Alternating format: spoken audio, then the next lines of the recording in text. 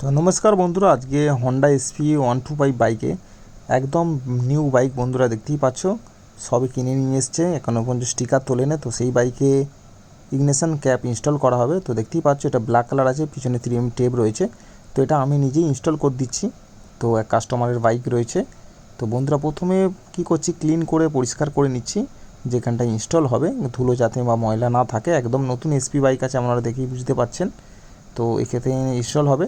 আর ওর সঙ্গে যে জিনিসটা দিয়েছিল ওটা দিয়ে আমি ক্লিন করে নিচ্ছি, পরিষ্কার করে নিচ্ছি, দেখতেই পাচ্ছ সাদা দিয়ে। তো ওটা পরিষ্কার করে নেওয়ার পরেই ইগনিশন ক্যাপটা ইনস্টল করব। স্টার্ট স্টপ যে ইগনিশন ক্যাপ বা কভার হয় বা চাবি ক্যাপ বলা যেতে পারে। তো বন্ধুরা এগুলো 150 টাকা করে দাম রয়েছে। কেউ যদি নিতে চান তো ভিডিওতে চলা নম্বরে কল করতে পারেন। আর চ্যানেলে নতুন হয়ে থাকলে বন্ধুরা অবশ্যই চ্যানেলটিকে সাবস্ক্রাইব করে একটু পাশে থাকবেন বন্ধুরা। তো আজকে এই ছিল একটা শর্ট ভিডিও, নেক্সট ভিডিও অন্য কিছু নিয়ে আলোচনা করবো। তো গুড বাই।